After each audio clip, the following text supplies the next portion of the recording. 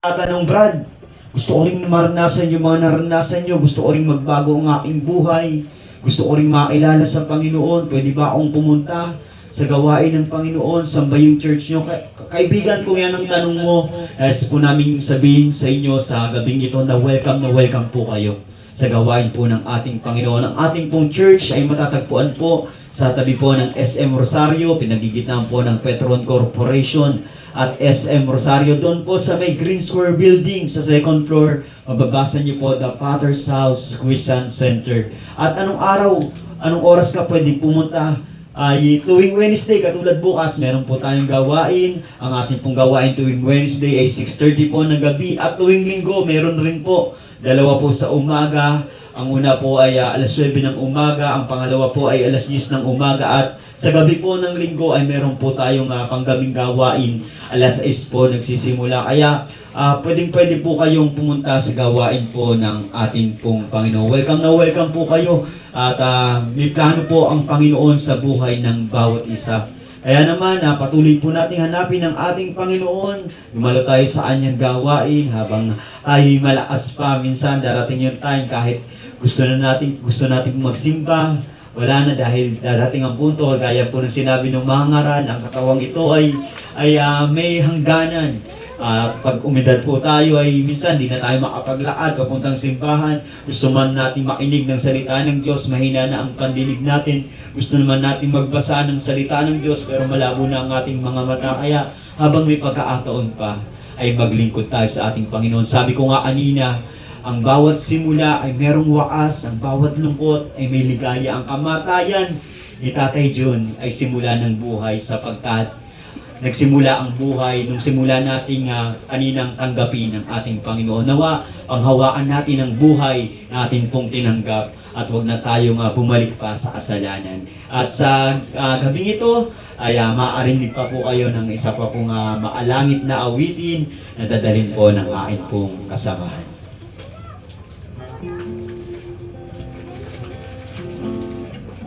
Amen. At in behalf of the Father's House Christian Center, kami po ay muli ay napapabot ng aming pong pakikidalamhati at simpatsya sa pangyayaring ito. Pero sa mga tao po na naunawaan po natin na ang buhay ay nasa kamay ng ating Panginoon, at siya po ay naglalaan, at siya po ay naghahanda ng tahanan para sa ating lahat. Kaya for the comfort sa pamilya ng namayapa, ang Panginoon po ay naghanda ng tahanan sa kalangitan kung saan ito po hindi na masisira, at kailan pa man wala na pong hirap, sakit, karamdaman, kapigatian.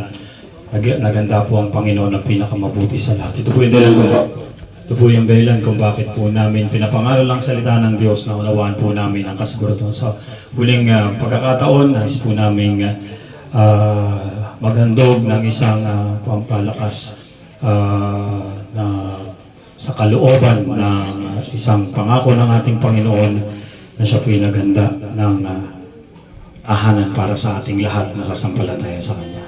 Tingin niyo po ang awitin namin pong inihanda para po sa gabing ito para sa ating lahat.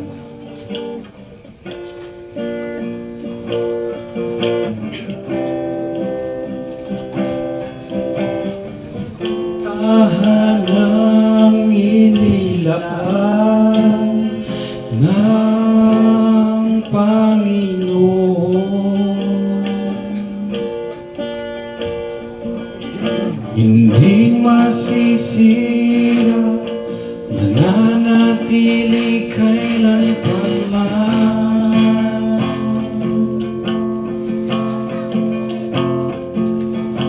Wala nang karamdaman o kapighatian, mansyon na tahanan, mananatili kailanman. Once again, ang tahanan inilaan ng Panginoon para sa ating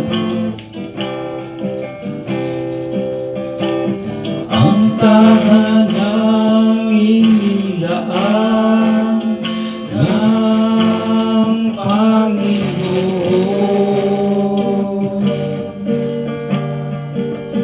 hindi masisira, mananatili kailan pa man.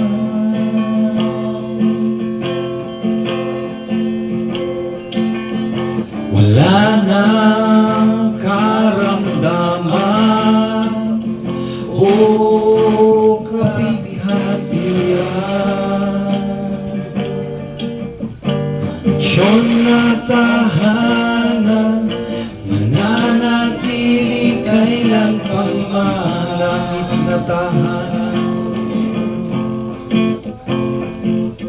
Langit na tahanan, sa atin ay kanyang inilaan. Ang Panginoon,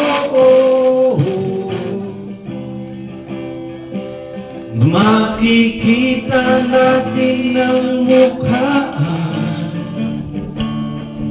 Mga luwa'y kanyang papahiling, mga luwa'y kanyang papahiling, mga luwa'y kanyang papahiling, maging sino ka man. Minsan pa ang tahanang inilaan ng Panginoon para sa iyo at para sa akin. Ang tahanang inilaan ng Panginoon, hindi masisira, mananatili kailan pa man.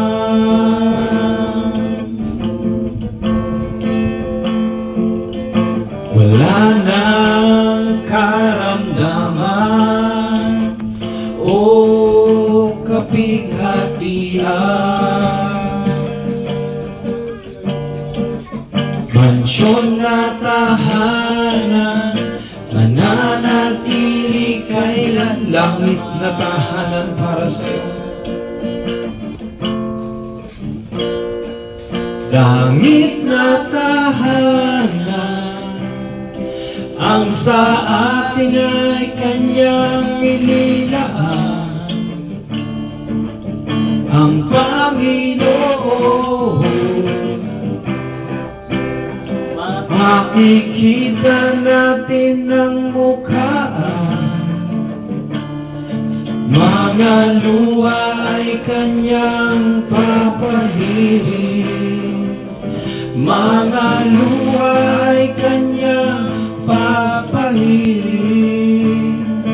mga luha ay kanyang papahiling, maging sino ka man. Ngayong gabi, kapatid, ano man ang ating kalalagayan, sino ka man, ano man ang iyong pinagdaanan, ano man ang iyong sitwasyon sa buhay, lahat tayo iniibig at minamahal ng ating Panginoon. Nais ko pong sa kauli-uli ang pagkakataon ay panalangin ang buong pamilya, ang Hindaya family at ang labi ng ating pong minamahal na ito po ay hindi magamit sa anumang kaparaanan sa masamang bagay, nagawa ng katiliman kundi bagkos maingatan, galan din ang probisyon sa kanila pong pangangailangan ng Panginoon ang kumatagpo sa lahat ng ito. Tayo po ay sama-samang manalangin, mag-isa po tayo sa ating pong panalangin sa Panginoon. Tayo po ay manalangin, namang banal na makapangyarihan sa lahat.